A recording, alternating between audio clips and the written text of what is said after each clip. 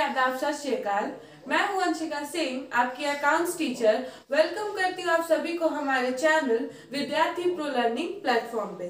तो पिछली वीडियो में हमने डिस्कस किया था कि सीयूईटी क्या होता है, सीयूईटी का एग्जाम पैटर्न क्या होता है, हमारी स्ट्रेटजी क्या होगी सीयूईटी के लिए और कैसे हम लोग सीयूईटी का प्रिपरेशन करेंगे, जिसके ऊपर आप लोगों के बहुत अच्छे कमेंट्स, बहुत अच्छे व्यूज आए थे। उसके लिए आप सभी को थैंक यू। तो आज डिस्कस करेंगे बोर्ड पे लिखे टॉपिक को, जो कि है syllabus of accountancy in CUET, यानी कि सीयूईटी एग्जाम में अकाउंटेंसी का क्या सिलेबस होगा। तो बिना वीडियो को और लंबा जाते हुए let's move to our topic. तो अगर सीयूईटी के सिलेबस की बात करें तो ये 7 यूनिट्स में डिवाइडेड है, जो कि यूनिट 1 से स्टार्ट होकर यूनिट 7 पे खत्म है। यूनिट 1 हमारा नॉट फॉर प्रॉफिट ऑर्गेनाइजेशन है, तो यूनिट 7 हमारा फाइनेंशियल स्टेटमेंट का एनालिसिस है, यानी कि कैश फ्लो स्टेटमेंट। तो आज धीरे धीरे करके हम सारे यूनिट्स को डिस्कस करेंगे। तो सबसे पहले डिस्कस करेंगे यूनिट 1 को, जो कि है नॉट फॉर प्रॉफिट ऑर्गेनाइजेशन, यानी कि यूनिट 1 जो है हमारा वो है not for profit organisation, NPO. यानी कि यूनिट 1 में हमें ये पढ़ना है कि एनपीओ का मीनिंग क्या होता है और उसका एग्जाम्पल क्या होता है, कैसे हम लोग फंड बेस्ड अकाउंटिंग और नॉन फंड बेस्ड अकाउंटिंग को प्रिपेयर करते हैं, कैसे हम लोग रिसिप्ट और पेमेंट अकाउंट, इनकम और एक्सपेंडिचर अकाउंट और बैलेंस शीट को कैसे प्रिपेयर करते हैं। यानी कि यूनिट 1 में जो कि है एनपीओ, उसमें हमें ये डिस्कस करना है, हम ये पढ़ेंगे कि एनपीओ का मीनिंग क्या होता है और उसका एग्जाम्पल क्या होता है, कैसे हम लोग फंड बेस्ड अकाउंटिंग और नॉन फंड बेस्ड अकाउंटिंग, इन दोनों में क्या मतलब, इन दोनों का क्या मतलब होता है। तीसरा, कैसे हम लोग रिसिप्ट एंड पेमेंट अकाउंट को प्रिपेयर करते हैं, कैसे इनकम एंड एक्सपेंडिचर अकाउंट को प्रिपेयर करते हैं और कैसे हम लोग बैलेंस शीट को प्रिपेयर करते हैं। तो इन 3 चीजों के बारे में हम लोग को यूनिट 1 में पढ़ना रहेगा। अब डिस्कस करेंगे यूनिट 2 के बारे में, जो कि है अकाउंटिंग फॉर पार्टनरशिप फर्म। यानी कि जो हमारा यूनिट 2 है वो है अकाउंटिंग फॉर पार्टनरशिप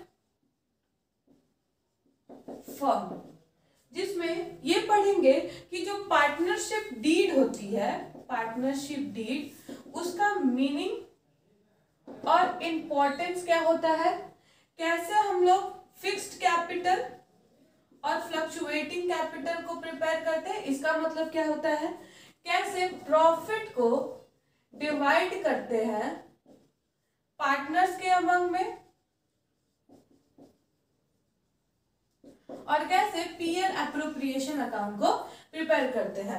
तो सेकंड यूनिट में जो कि है पार्टनरशिप फर्म, जो कि हमारी पार्टनरशिप बुक होगी, तो उसमें सबसे पहले ये पढ़ेंगे कि पार्टनरशिप डीड क्या होता है, पार्टनरशिप डीड की मीनिंग और इंपॉर्टेंस क्या होती है, कैसे फिक्स्ड कैपिटल और फ्लक्चुएटिंग कैपिटल को प्रिपेयर किया जाता है, कैसे पार्टनर्स के अमंग में प्रॉफिट को डिवाइड किया जाता है और पीएल एप्रोप्रिएशन अकाउंट को कैसे प्रिपेयर किया जाता है। तो ये था हमारा यूनिट 1 जो कि था एनपीओ, और ये था हमारा यूनिट 2 जो कि था पार्टनरशिप फर्म। अब डिस्कस करेंगे यूनिट 3 के बारे में, जो कि है reconstitution of partnership changes in profit sharing ratio among existing partners. तो उस यूनिट को यहाँ लिखते हुए यूनिट 3 जो है हमारा वो है रिकंस्टिट्यूशन ऑफ, शॉर्ट फॉर्म में पार्टनरशिप लिख रहे हैं, समझिएगा, partnership changes among in PSR, sorry, in profit sharing ratio among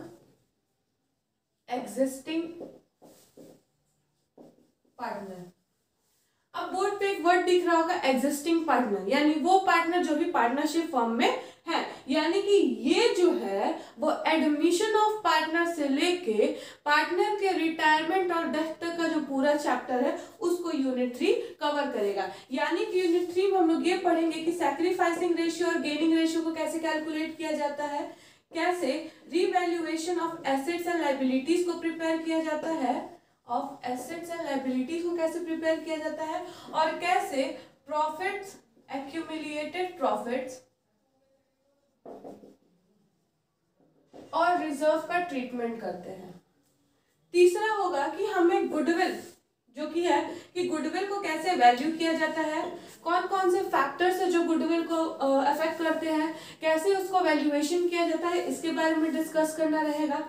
चौथा रहेगा हमारा टॉपिक जो कि है एडमिशन ऑफ पार्टनर, जिसमें एक पार्टनर के एडमिशन होने पे क्या क्या चेंजेस आ रहे हैं, इन सारी चीजों को इसमें पढ़ना रहेगा। लास्ट जो यूनिट होगा, लास्ट जो हमारा टॉपिक होगा वो होगा retirement and death of a partner, जिसमें एक पार्टनर के रिटायर होने पे या एक पार्टनर के मर जाने पे क्या क्या चेंजेस आ रहे हैं पार्टनरशिप फॉर्म में, इसके बारे में पढ़ना रहेगा। यानी यूनिट 3 हमारा कवर करेगा सैक्रिफाइसिंग रेशियो और गेनिंग रेशियो को, कैसे एसेट्स एंड लायबिलिटी को रीवैल्यू किया जाता है, क्या उनकी अकाउंटिंग ट्रीटमेंट होती है, कैसे एक्यूमुलेटेड प्रॉफिट्स और रिजर्व की अकाउंटिंग ट्रीटमेंट होती है, गुडविल को कैसे प्रिपेयर किया जाता है, कैसे पार्टनर के एडमिशन पे क्या क्या चेंजेस आते हैं, क्या उनकी गुडविल में चेंजेस आते हैं, क्या उनके एडजस्टमेंट किए जाते हैं कैपिटल्स में, इनके बारे में जानना रहेगा।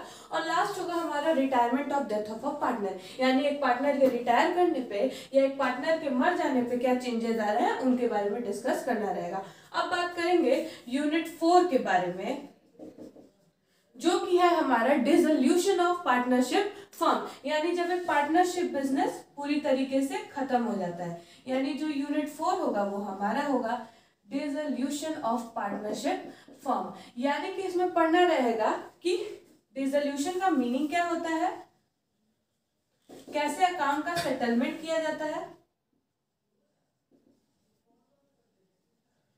कैसे हम लोग रियलाइजेशन अकाउंट बनाते हैं, और उससे रिलेटेड अकाउंट्स को कैसे बनाया जाता है। यानी कि यूनिट 4 जो हमारा है डिसोल्यूशन ऑफ पार्टनरशिप फर्म, इसमें ये जानना रहेगा कि मीनिंग क्या होती है डिसोल्यूशन ऑफ पार्टनरशिप फर्म की, कैसे अकाउंट्स को सेटल किया जाता है, रियलाइजेशन अकाउंट को कैसे प्रिपेयर किया जाता है, और उससे अदर रिलेटेड जो भी अकाउंट्स यूनिट में प्रिपेयर करने रहेंगे, इसके बारे में हम लोग आगे चल के पढ़ेंगे। करते हैं यूनिट 5 की, जो कि है हमारी accounting for share and debenture capital, यानी शेयर और डिबेंचर कैपिटल में क्या क्या चीजें आ रही है। हाँ, इस वाले बुक में रिडम्पशन ऑफ डिबेंचर को भी इंक्लूड किया गया है, क्योंकि ये एग्जाम सीबीएसई नहीं करा रहा है बल्कि एनटीए करा रहा है, नेशनल टेस्टिंग एजेंसी। पिछली वीडियो में बताया था मैंने कि एनटीए क्या होता है, तो ये एग्जाम एनटीए के द्वारा कंडक्ट कराया जा रहा है, इसीलिए रिडम्पशन ऑफ डिबेंचर जो कि सीबीएसई के द्वारा नहीं आता है उसको भी इसमें इंक्लूड किया गया है, जिसको हम लोग आगे चल के फर्दर पढ़ेंगे। तो फिर अब डिस्कस करते हैं यूनिट 5 के बारे में, जो कि है हमारी accounting for share and debenture capital. इसमें हम लोग डिस्कस करेंगे कि शेयर कैपिटल का मीनिंग, नेचर और उसके टाइप्स क्या क्या होते हैं, कैसे हम लोग अकाउंटिंग ट्रीटमेंट करते हैं ओवर सब्सक्रिप्शन का, अंडर सब्सक्रिप्शन का, कैसे अलॉटमेंट किया जाता है शेयर्स का, कैसे उसको पार पे प्रीमियम पे इशू किया जाता है, कब उसको कंसिडरेशन अदर देन कैश पे किया जाता है, क्या कॉल्स इन एरियर की एंट्री होती है, क्या कॉल्स इन एडवांस की एंट्री होती है, एक्सेट्रा। इन सब चीजों को हम लोग को इस यूनिट में, इस टॉपिक में डिस्कस करना रहेगा।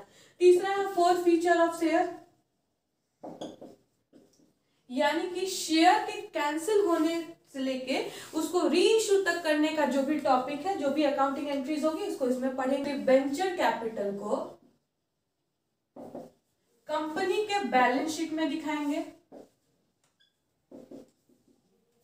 यानी कि शेयर और डिबेंचर कैपिटल को कैसे बैलेंस शीट में दिखाते हैं वो होगा, कैसे हम लोग डिबेंचर को इशू करते हैं, यानी कि पार पे, प्रीमियम पे और कंसिडरेशन अदर देन कैश पे, इन सब पे क्या क्या उसकी एंट्रीज होंगी उनके बारे में। और लास्ट है हमारा redemption of debenture,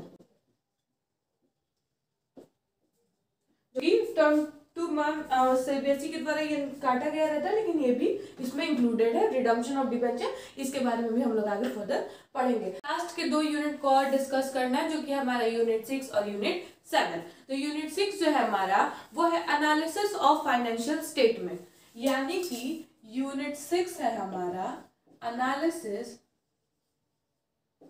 of financial statement, इसमें ये पढ़ना रहेगा कि फाइनेंशियल स्टेटमेंट मेजर हेडिंग के साथ कैसे प्रिपेयर किया जाता है,